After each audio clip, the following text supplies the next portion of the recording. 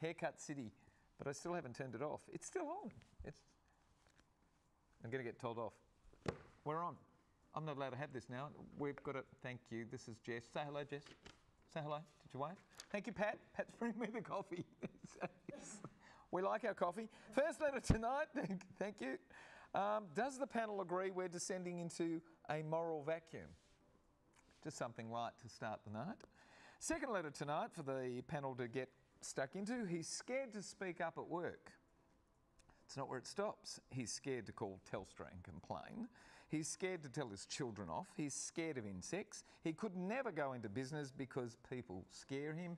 And this is the good missus that writes in, asking how can she make her husband a little more, well, less scared, more fortified. Well, we know how to make it more fortified, don't we? But we don't suggest that on this show. The third letter tonight, in this world where youth are able to extend their irresponsible and arrogant years to almost middle age, there's a comment about me, is it? Will they cause our society as we know it to break down? I'm not going to do that. I don't think you could classify me as youth anymore. We'll see what the rest of the panellists have got to say. They'll be in here very shortly. Don't go away. Sweet and sour. I'm going off to have my coffee. Can I stay just here and have it? That's all right? You're going to take it off? Got a problem, big or small, would a miracle be nice? Our motley crew is back, churning out advice. You might even laugh a bit in the following half hour. Park your backside on the couch, 'cause baby, it's time for Sweet and Sour. Right here on Sweet and Sour. It's time for Sweet and Sour. It's time for Sweet. Good evening, everyone. Welcome to Sweet and Sour. Lovely to have your company. We'll talk about what Suzie just whispered to me a bit later in the show, I'm sure. First up tonight, hello, Deputy Lord Mayor James Limnios. How are you, sir? Very good. Welcome back again for the second week in a row. Well, I couldn't give up the opportunity to see you again because you're too busy. Oh, yeah, we're all too busy. How's everything going for next year? Big elections next year, mate? Yes, next year we've got some elections. I'm personally up for re-election in October next year, but we've still got a little bit of time. And hopefully I'll try my best, and hopefully the people still want me there. You're a very busy man. Do you ever get to a point where you go, oh no, I've had enough of this, I don't want to do it anymore? No, I really enjoy what I do, honestly. You have to, don't you? I absolutely enjoy it. And if you don't, you have to get out. A friend of mine said to me, one of the things that you really like, James, is finding an issue in someone's world and providing a solution and fixing it for them. And actually, nothing gives me more pleasure than being able to help somebody. Terrific. Claire McGowan, are you still enjoying being a PR guru? I'm loving it. What is not to love? What is not to love? All right, what would you do for our show if we actually brought you a little project and said, okay? I'd get Suzie and I and James and Peter on a bit more often. That's Sounds a good. Start. Spruik our talents a little bit more. Sounds good. I'd get a new host, actually. Probably do the world a good for the program. Too nice. Welcome back. She is too nice. She's too nice, though, too. But, you know, we've got to have a balancing act, I don't know. we? They've got the nice ones on that side. And what are we going to do with the others? Send them to Rottnest? Oh, my Lord. Oh, yes, How's yes. Rottnest doing? Good. Rottnest is very good. Yes, it's going. Things are happening. Things are happening. We still haven't gone glamping. Oh, It's my only been a week, Lord. but That you was still- last week. Well, we were I going. still want to go. Well, I was Lotto. Built yet? It has to be. Does it have to? Can't we just pitch a tent? Yeah, I don't know who you're going with. Not me. Oh, maybe we're going with Pete. Pete, do you want to come to Rotto, mate? Oh no, I live in South Fremantle. I love South Fremantle. You're too busy writing books. That's my holiday. Look, because I live in a holiday resort. Well, why do I want to go anywhere for a holiday? I want to live in a holiday resort. Unlock your genes for weight loss. Yep, brilliant book, highly recommended. By the author. By my mother and... Mum passed away, but from behind the scenes. Sorry, Mum. Here we go, first letter of the evening entitled, Who Cares? Hello, panel. I feel that kids in the main have no sense of ethical behaviour anymore. Sweeping statement. Their moral compass seems to be pointed only to me. They're so self-absorbed now, it's only a tiny minority that have any understanding of the world around them. Some, I notice, even profess to stand against things like global warming, but only, of course, if it stems from a post on Facebook or Instagram, and only if it fits into their comfort zone. I feel that every generation since the middle of the last century has become increasingly self-absorbed and increasingly detached from the morals and values of the previous generation to the point of now almost being amoral. It's a given that human behaviour doesn't change. So then to me, it's as if our true learnings that build a beneficial society are being forgotten. Does the panel agree we are descending into a moral vacuum? Has the information age accelerated this trend, or is it responsible for it? And it comes to us from Bernadine of Palmyra in WA. Suzie, she's a little bit harsh on the youth, and she's blaming them for absolutely everything. Bernadine has forgotten that once we were all young adults and young teenagers, and we're all a little self-absorbed and we're all a little painful at times. However, and maybe even a little amoral. Maybe you were, Bernadine. However, I can say I see a lot of teenagers of that era, and while they are loving and intelligent and all those things, they're also selfish and annoying and sometimes amoral and sometimes self-absorbed. However, they think the same of us. They see us as aged dinosaurs, and I just think that this is a generation that is completely connected to this world on social media. They are connected politically because of Facebook, because even though they're just reading those news streams, they're actually really connected to what's happening in the world. They have a much broader scope than I did when I was growing up in Perth as a kid. They continually question what is the norm, and they really believe in certain things. And I just think that's absolutely brilliant. They want to have, you've got young men wanting to be part of their children's lives when they grow up, and they want, you know. Come on in, Pete. Look, agree, 110%. But I want to start off with a quote. The young generations of today are out of control. They do what they want and have no respect. Never will there ever be another young generation so evil. Socrates, 400 BC. Nothing has changed except we just keep changing. As much as things change, they stay the same. But the same dynamics just keep reoccurring. And it was really interesting because 30 years ago I started a research project where we went in and surveyed people about their environmental and their health behaviour. And we found out, you know, when they're zero, they're absolutely they're pooping everywhere and doing lots of bad environmental stuff, but they become environmental. Then all of a sudden, it gets to teenagerhood and it drops off. Hormones kick in. The only guys that are in the environmental club are the ones after the chicks who are in the environmental club. And then it drops off, and then it goes up slowly, and it goes up slowly until you're about 60, 65, and you go, oh shit, what have I done? What have I left behind? I've got to fix up the family and everything. So exact same cycles just keep repeating himself and repeating himself. But Peter, I actually think that these kids are involved. I do too. They really are engaged. Gary, I think that this lady needs to have a good look at herself. Bernadine. She, like you've said, Pete, we've never had an abundance of, or I think you did, Suzie, so much information as we do right now. Avalanche. It's hard on the kids. It's our responsibility to provide the right example and to actually work with our children and give them the best start that we can. A lot of people give up because they're too busy, because they think their kids are painful. They don't have the patience or the expertise. Now, kids, monkey see, monkey do. Monkey see, whatever they see at home, in many instances they're going to mimic. Sometimes they are painful. Let's be honest. They're allowed to be painful. But you were painful. We were all painful. Perfect, James.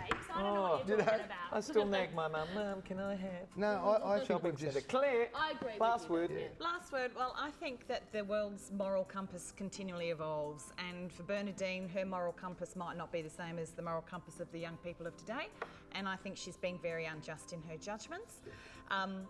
You know, she must have some horrible kids. I do a lot of work with people in their 20s and early 30s, and I think their moral compass and their willingness to participate in society is outstanding. So I don't know what she's talking about. Who are you mixing with? Or who she's hanging around with. Tough gig. I don't think she's hanging around Tough gig for kids. When we come back, we're going to be talking about a woman who's very hard on her son. Too hard. She says he's a sook, but she says her hubby's a sook as well. When we come back, don't go away. Too hard. That's monkey Far see, too hard. monkey do.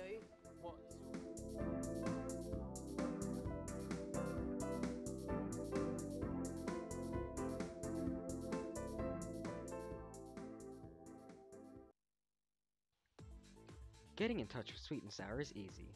just head to sweetandsour.net.au to send us a letter.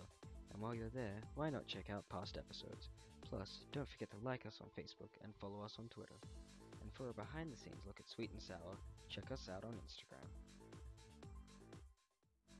Who sends us a letter that we do discuss on the panel, we're going to send you to the movies courtesy of Natalie Cameron and NRC Communications. And there's the movie that we're sending you to this week, Marguerite.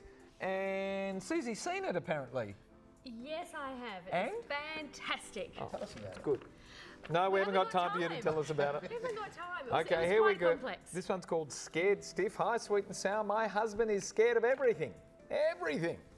I wasn't aware of it when we married 14 years ago, but soon after, it all started becoming evident. I didn't realise how bad and debilitating it was until I realised that my 12-year-old son is exactly the same, and he's a damn sook too. He won't even go on whizzy rides at the Royal Show with his friends because he's scared of getting sick.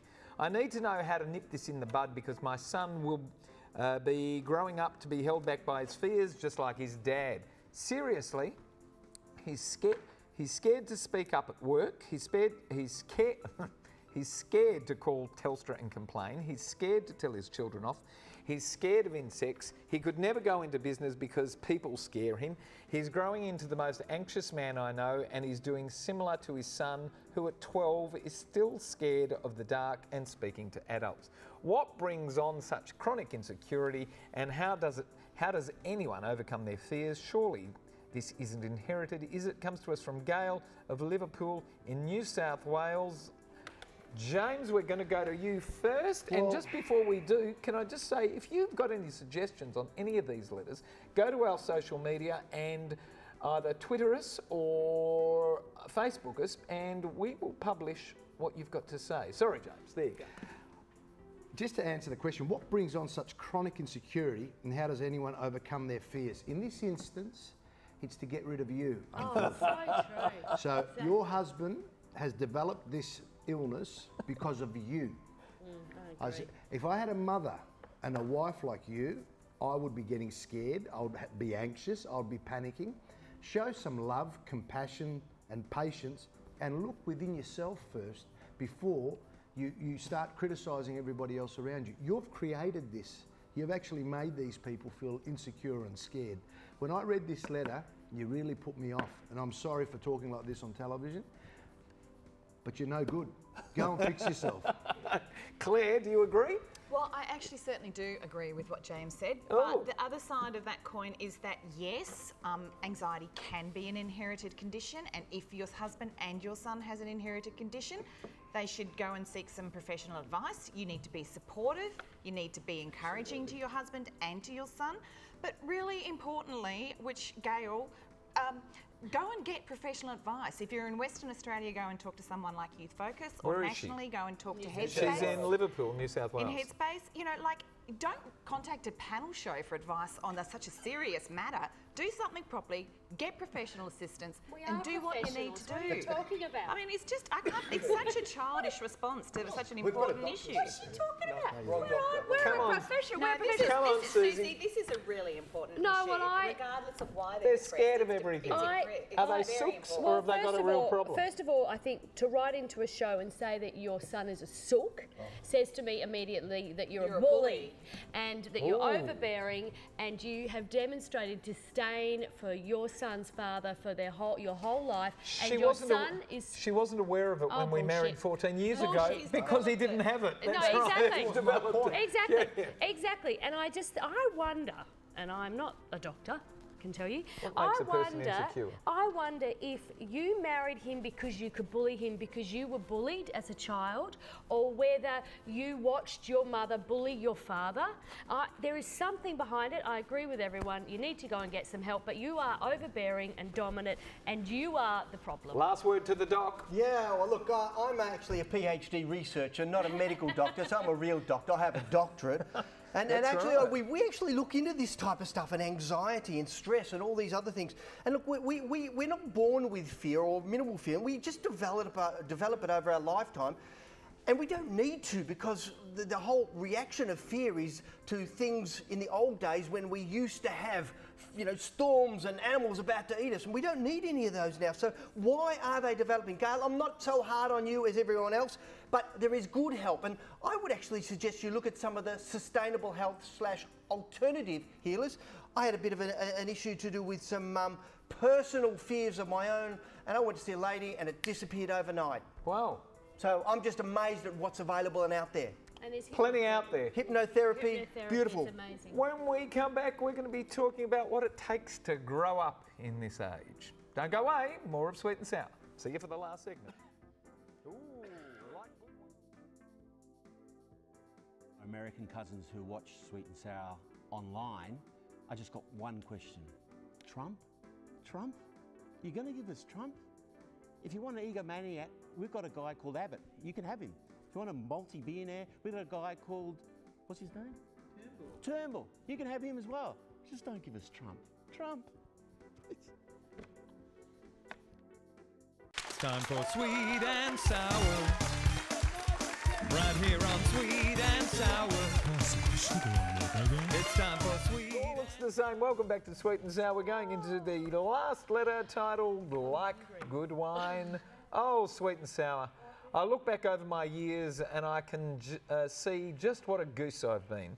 I always thought I was right in practically everything I did. Now I realise I was deaf to all the learnings being offered to me by the world. I had no experience, yet I sounded good, or so I thought, and I was arrogant to go with it. Only when I got into financial trouble about 7 years ago did I ever realise how immature I've been and how my own arrogance prevented me seeing so many opportunities that passed me by. Now, of course, I see it all so clearly. There's a song that fits with this, doesn't it? All youth are the same. They never take responsibility, yet blame everyone else for their plight. If I had my way again, I'd keep studying, marry and be committed early, never vote for a politician under 45, start saving at an early age, eat right, listen to and learn from everyone, especially the experienced and the wise. It seems because of this, we can't learn from others' experience, or our own for that matter, until it's too late. To be young is to be so foolish. What does it take? This is the question. What does it take for humans to become fully rounded human beings then? Oh, that's the question. What does it take for them to be fully rounded human beings? In this world where youth are able to extend their irresponsible and arrogant years almost to middle age, will they cause our society as we know it to break down? They are very immature for a lot longer now. How can it be a good thing for the world's progress? And it comes to us from Emmanuel of Mile End in South Australia. We're going straight to Pete first.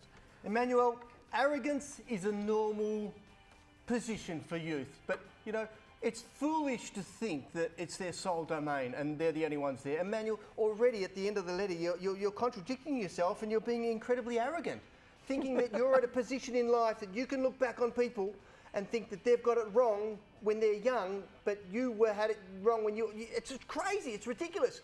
And look, I agree with some of the thoughts you're going, but that's how we go through. And youth brings something. Now he's got arrogant. Youth brings something totally different, new ideas and concepts, and they push boundaries. And that's why youth, I believe youth are there to actually, you know, push our boundaries as much as possible. So you perhaps need to take a little sit back, stance, and say, well, look, what have I really learned from all of this? And maybe the best lesson for you is acceptance that these things go on and that there are different people doing all these things and you're just a part of it, and get rid of some of that arrogance that you've actually kept over from being a kid. Well, I think, Emmanuel, your letter started with great promise. Unfortunately, by the time I got to the second paragraph, I realised that you displayed still, as Peter said, the arrogance and lack of empathy that you were talking about before. You have absolutely no emotional intelligence, and with all that experience, you're still arrogant. And what you've learned you really learn nothing except for bitterness and regret. There is a quote, which I had one just recently, regret is an odd emotion because it comes only upon reflection. Regret lacks immediacy, and so its power seldom influences events when it could do some good. So what I say to you, Emmanuel, is all youth are not the same. And if you've got this experience, why don't you go out and get into a youth group and actually impart your knowledge and just get rid of the bloody bitterness and the big chip on your shoulder. Training in wisdom, maybe. Okay, do you like Emmanuel? Not much. All our letter writers have been like this tonight. They're a bunch of whingers. Look, Emmanuel, all your benefit of hindsight hasn't given you any internal assessment, and you're still very, very judgmental. It's good to know, though, that you have the benefit of hindsight, and perhaps you should focus on sharing your learnings with those that are prepared to learn from you, and understand that some of them won't learn from you because, like you, they're fools. That's just the way of the world. But, Emmanuel, to your question, can it be a good thing for the world's progress? Well, all I have to say about that is don't worry, Emmanuel. The human race and the world that we live in will continue to evolve quite nicely without you worrying about them. So have a cup of tea, get on with it, and stop worrying about everyone else and worry about yourself. As it should. James, last word on this one. Well, I can just refer you back to your first line. You started off talking about a goose. You still are a goose. All youth are the same. You're a generalist. How, you don't know my relatives, you don't know my friends. How could you claim that all youth are the same? You're a goose. That's what you are. The next thing is, you need to have a little bit of humility, and you need to understand. I think what's happened is you've gotten very excited about the fact that you've semi-matured from an idiot. That's questionable. I was going to say, that's questionable. I don't think he has. Who's told him he's matured? Because he's not behaving like Well, it. That's exactly right. He's got an arrogance about him that he thinks I he said has. he thinks. Oh, okay. He thinks. Make sure And you he's get that clear. excited about it now, and he's You actually remind me of a few people that I know that are real gooses. They think they know it. You know, they think they know it all. Just take a chill pill, humility, and actually appreciate everybody for who they are and what they are, not your evaluation on what life should be or how people should behave. Keep learning. Keep James, learning. do you like this letter to give away the pair of limited edition sunglasses, courtesy of Alon Treves and Aussie Opticals? They're all pretty bad, let me tell you. And we didn't want to give anything away to anybody in this session. You don't like this That's one? the truth. That's the truth. You don't want to do it? Claire, are you the same? Oh, look, I'm the same, but I think we've decided that Yeah. we're going to give it to the least deserving. Deserving number Oh, yeah, two. what I does think. that mean? Who does that mean? Who is the Number least two. deserving left? Number two, the bully. Gail. The bully. The bully who needs to go. Gail from Liverpool in New South Wales is the least deserving. Yes, because she needs mirrored glasses so that she can actually look at She herself. was the and look at herself. She's the bully who She's said the most she's her most deserving as the worst. 12-year-old son and her That's why husband. she needs mirrored glasses to look at herself and actually reflect. I mean, no Peter. one deserves anything. Do you like the approach that the rest of the panel are taking? I agree. Oh, there we go. First time ever. No, Okay, all right. Look, it's just that everyone was whinging, so wrap it up and say, well, at the end of the day, that was the worst whinge. That was the Who's the worst biggest whinge out there, loser? yeah. And the biggest Coming out to Gail of Liverpool in New South biggest Wales. There bully. goes the postage again. Biggest A pair of limited edition sunnies. James, it's been terrific to have you on the show, sir. Thanks, Gary. We'd Thank you like to very have you much. more often whenever you can squeeze us in. My pleasure. It was nice to meet all these lovely people. Oh, Again, terrific. this is great seeing you Claire, guys. I want to see you again too soon, please. Alrighty, we'll do my best. All right. I want to go to Rottnest. Oh, stop saying Rottnest. You're not coming on again until we go to Oh my Rottnest. God, okay. All right. great. Take the crew over. We'll do a show at Rottnest. Yeah, Peter you should do Dingle, a crew. can I have you more often on the show now that you reckon you've stopped travelling? Almost stopped travelling, so absolutely. I don't know where the book's gone, but The what's it book's called? on the upside. There you go. There you go. There you Unlock go. your jeans for We've weight got to loss. go. Brilliant Thank all book. of our panellists. Thank Pete. Thank our crew. Thanks, guys. And thanks for having us at home tonight, Australia. Good night, everybody. This is the Wave session. The Wave. You know, yeah. You get